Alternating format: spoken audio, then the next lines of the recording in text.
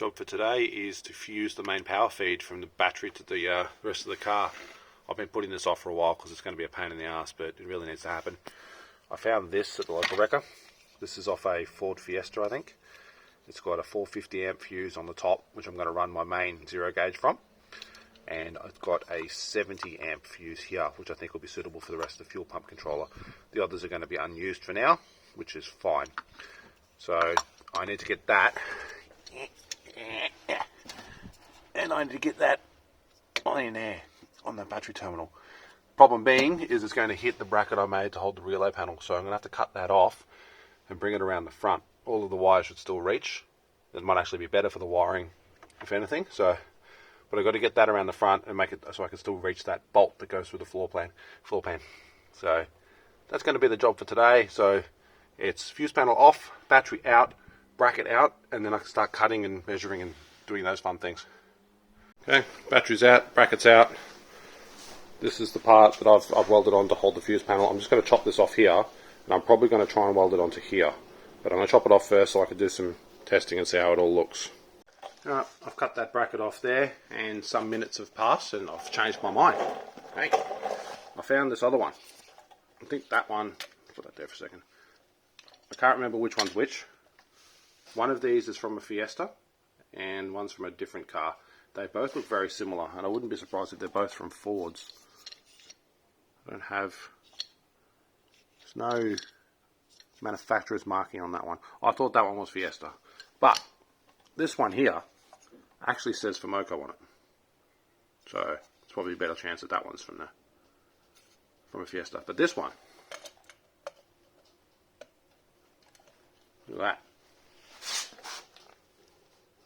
that one's really neat, whereas the other one,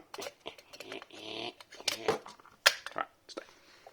This one's got a really long leg on it. So it'll fit, but it sticks way out there, and I think it just looks shit. So I think I'm going to use this one. However, there is considerations. The main starter circuit on this is 250 amp, which I think should be okay. And I don't have a 70 amp for the fuse for the refuse panel, so I'm going to run it off the EPAS one, which is 60. The 200's too much. 200's way too much for what I want to do there, so I'll do that. So I've just got to get a terminal. It's going to need a 90-degree terminal on there, but that's okay. I can bend something up to suit that and pop it on. But yeah, I'm just going to mount this on the battery and then work out where I can put the fuse panel next. So that's going to be the next thing that matters. But yeah, the only thing I did on this is there was a little lump on the back here, which I filed off, which was just like a stopper for the cover. But I mean, it doesn't really need it. Where's the cover gone? The cover will still go on. I think that's pretty neat. That's just sitting on there, but that looks pretty damn good to me, and because I've got the parcel shelf, which is steel directly above it, so I want to cover it from that. But yeah, good. All right, moving on. All right, how does this look? Yeah.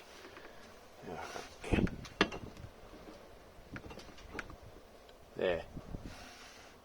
Weld that on down there. All clears. Nice and clear from the terminal. Be able to get the terminal off. Wires will all reach. It'll be tight to get to that bolt on the bottom, but if I take the fuse panel off first, mount the bracket, then mount the fuse panel, should be all good. Happy with that. I'm going to weld it on. Okay, weldy done. Bit of paint. That is on there. Yeah, it's all just finger tight at the moment. I'm just testing how it's all going to fit, but that's all good in there. Fuse panel clears. I put the cover on. I've just connected the pump wires up to the EPAS fuse, which will be enough, and put the cover on to test. You can see, I mean, it's pretty tight, but it's not going to hit anything, so very good. Next thing is I need to cut and terminate this zero gauge, which is a bit too long. But before I do that, I need to get it in its final position in the front, because this loop is not going to work for me. So I've got it up under here. I'm going to try and run the zero gauge that way and around, and this one will come out the side. This is the one that runs to the in-cabin fuse panel over there. So that's just going to come that way, and the zero gauge will go up. I've also got to put one of these protection boots over the zero gauge, and then I'll try and pin it in, cable tied around the side and down the groove there into the back. So that's next, and that's going to be fun because that's going to hurt my back, but it needs to be done, and yeah, I'll get into it. Yeah, I did it a little bit differently, but it's done. They're 90 degrees apart, so they're not blocking each other. There's plenty of clearance from the brake pedal. Even if the brake pedal goes all the way to the floor, it's still not going to touch that. It's close, but it won't touch it, so that's fine. And I've just zip tied the power cable around the side where it's not going to get in the way. I've just put the floor panel back on, and I'm going to sound dead and straight over the top of it because I'm hoping I won't have to lift it back up again. If I do, I'll just zip along the edge of the plate where it meets, so that won't be an issue either. But yeah, time to put some little bit of sound deadener down. Okay, so I've used the Car Builders acoustic liner. I've just popped some over the flatter panels of the car, up as far up the firewall as I can without it being a problem. Yeah, so that's that. The cable's mostly pinned around the sides, and a bit more of the dash together, but we won't worry about that just yet. And I've also got up here, I've got some carpet underlay, 10mm thick underlay, which I'm going to sit over the top of all this acoustic stuff and then pin down with the carpet. That should make up the factory thickness of the factory underlay that was all perished. I think that should be pretty good. Alright, that's that done. I'll move on to the dump pipe. Alright, I'm not enjoying this part of the job, but it needs to be done. A friend of mine welded on this 4-inch to 3-inch tube, cone thing. He spun it down a little bit on the lathe so it fits on there nicely. Welded that, and now the job is to connect that bit to the existing dump pipe.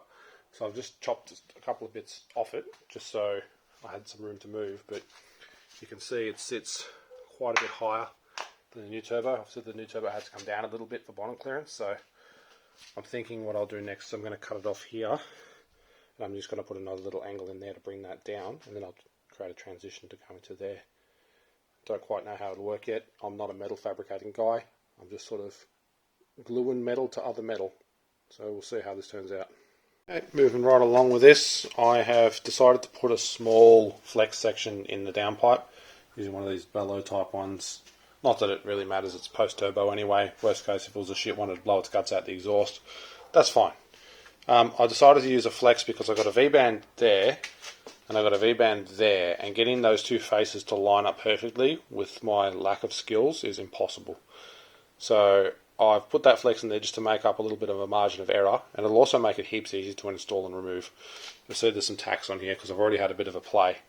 I've got this bend roughed out. There's some decent gaps in there still. I mean, a mate of mine's going to finish this off with his TIG welder, so he'll make it look a little prettier, but it is what it is. And I put a new band in this. That's completely transformed this machine into something that's really good. It does nice straight cuts now. So I took out the original eBay band that came with it. I got some nice Milwaukee ones. So that's made a huge difference already. So yeah, I just chopped off the equivalent of the flex, a little bit less because it'll actually tuck inside a little bit. And I'll see how that fits back up. Alright, how's this looking? I'll just hold that up there. It's all, I mean the gaps are, there's gaps. You can tell this is all just the old pipe that I've cut up, so it's got some overlapping welds and shit, but I don't care. I'm just going to check that. That's just balancing on that V-band there, but it shows just how much easier it's going to be with that flex, because otherwise you've got that little bit of movement there, which is going to be shit. So plenty of clearance around everywhere.